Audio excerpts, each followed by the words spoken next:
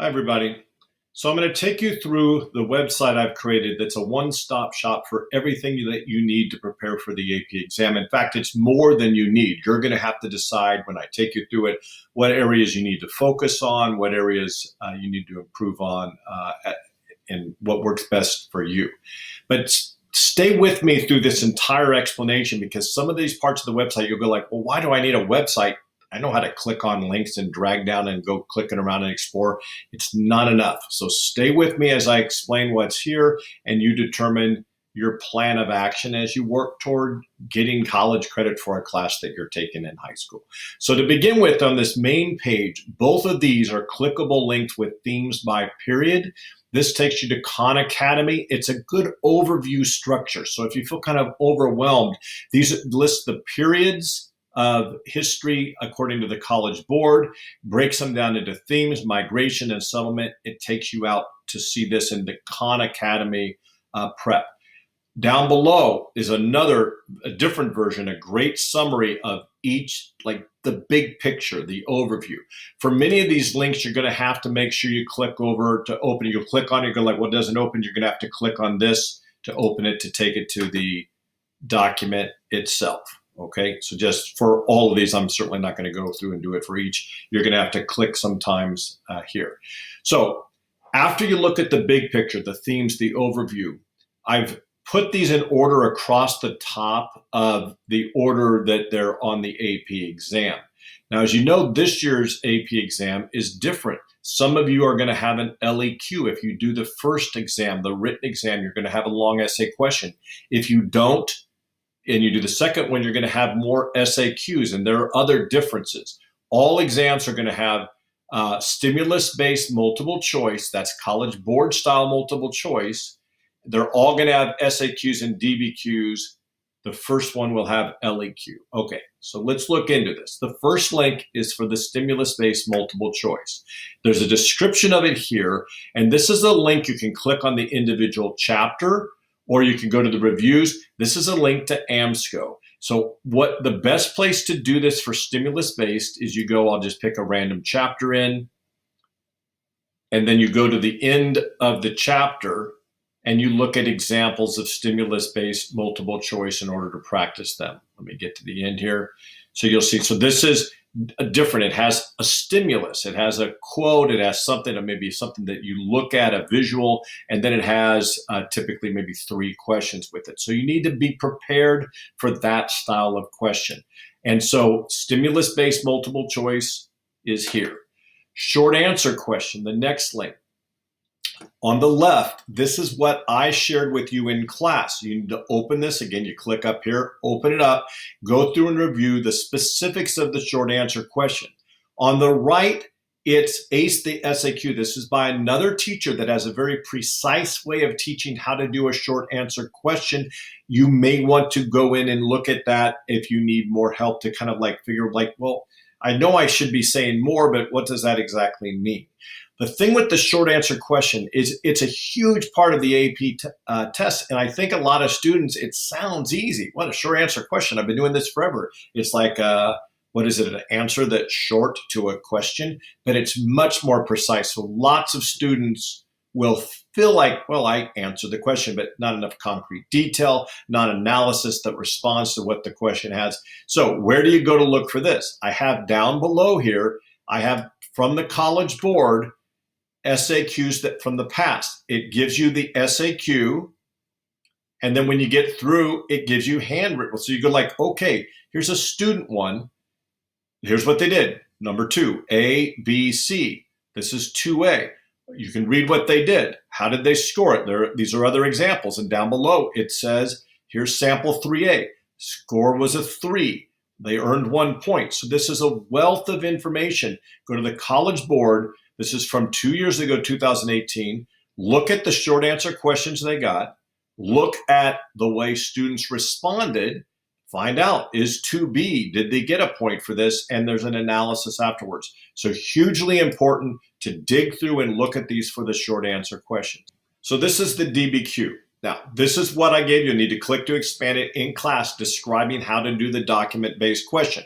And this is the rubric. For all of this, We are moving somewhere between you're learning American history, but very much as we get close to the AP test, how do they keep score on the test? It's not enough to go like, I feel like I kind of know history and I kind of know how to write. How do they keep score? Contextualization, the thesis, the claim, use of historical evidence. So you got to look at the rubric as well as study how to do it.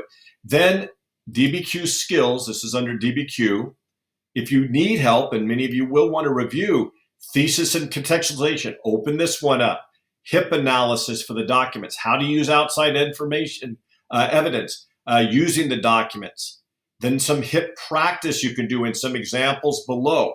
So these are ways to explore the specifics of how to do the document-based question. And then there are a few DBQs for practice. So you can go through. Now, these are 5 document DBQs. These are just samplings. Your actual DBQ will have 7 documents. So this is, everything else is the same. It's just fewer documents as you go through and you look at some random examples that you can have and sort of see how you would do, how you would approach it. Then the LEQ. The LEQ, this is what I gave you in class on how to do the LEQ. On the right side is the rubric. Again, how do they keep points? What's expected? And then there are some long essay examples, questions you can use. So you can go back and use them as ways to review. Now, I wouldn't necessarily start here with the review. You need to start with the content. But when you feel more comfortable with the content, look at these and see if you can outline how you would respond and how you would approach parts of the LAQ. A big part, I'm going to skip content review and come back. A big part is the College Board. So this is a simple little page. Well, this isn't too exciting. We'll click on the student page. I mentioned this before. It has exact information about which iteration of the AP exam you're going to take. Early May exam, the late May. We're not doing early June, so just look at late May exam and the differences. You can look at that, the differences between the exams. And then when you go below, go to the question and scoring information archive. So what this is, for like 2018, you don't need to go past that. You can get examples, like I showed you earlier for the SAQ. You can get examples of the free response questions and student response. Okay, LAQ, response number 2, like I showed you earlier. The College Board will show you a student example, what they got points for, what they didn't get points for. Same thing with the short answer. This is where I got the short answer that I put under the SAQ, and then the DBQ. You can go back maybe to 2017. Don't go back any further than that because the tests changed. And don't use, you saw I skipped over the one from last year because as you know, the format was different. So that is under the AP United States student page. Looks like nothing. You open it, nothing there. Go to the student page. Some of you might have spent considerable time in that. All right, then I have, at the end, I'm coming back to content review, I have practice exams. These are 2 practice exams that you can use. One from the College Board, so these are full exams. Now, they're not going to exactly match up depending upon which of the iterations of the test you're taking, the early one or the second one. They're not going to exactly match up, but they give you an example of how you would do. And if you're saying, well, if I take the exam, will you score it? Will you score the SAQ, DBQ? Absolutely. Just let me know which one you took, and I'll go back and I'll score it, or I'll give you the tools. In some cases, I might give you the tools to score it yourself by like referring you to the College Board website so you see where to go. Now, I said I'm going to come back to content review. So in content review, you have a number of sources. One is Big Ideas in U.S. History. I really liked it. It's long. It's 107 slides, but it takes you through American history, the basics. And if you had like one place, one-stop shop, if you're very visual, you want to go at your own pace, I highly recommend you go through the Big Ideas.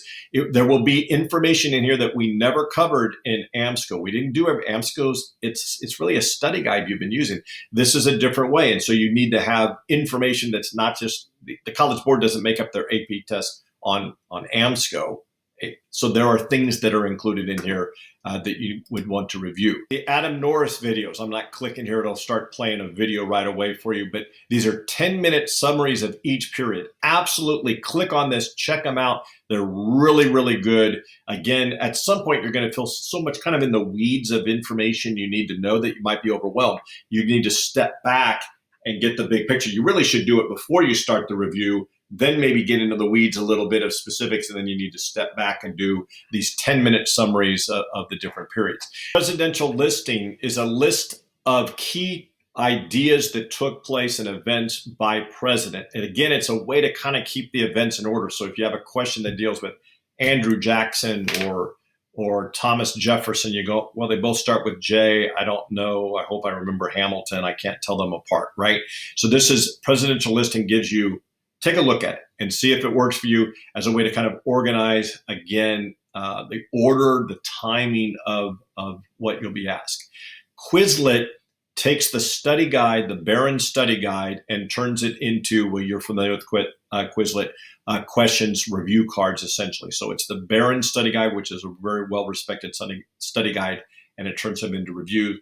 Jocks Productions, you know. Crash Course, you know. I'm going to go to Heimler's History, and I'm at his website, and you might want to pay for what he's doing. I don't know that you need to, but down at the bottom, you're going to have Heimler's History on YouTube. He's going to take you through an excellent job. Again, an overview, not very detailed, but an overview of the time periods. And also, if you get there, they're not obvious right away, but when you get to his YouTube site, he has how to do the DBQ, how to run an LEQ. You see it here. I know at some point he is monetizing this for people to be able to pay to take his class, which, by the way, he maybe should do. I mean, he puts so much effort into this, but I think you can find how to do a DBQ when you get to his YouTube. Same thing with the LEQ, the short answer question. So some of you are probably from world history, quite familiar with Heimler's History, something to look at. So what I would recommend you do is I don't think you should start with memorizing stuff. I really don't think you got to look at how the test is scored. Big picture stuff here at the beginning, big picture.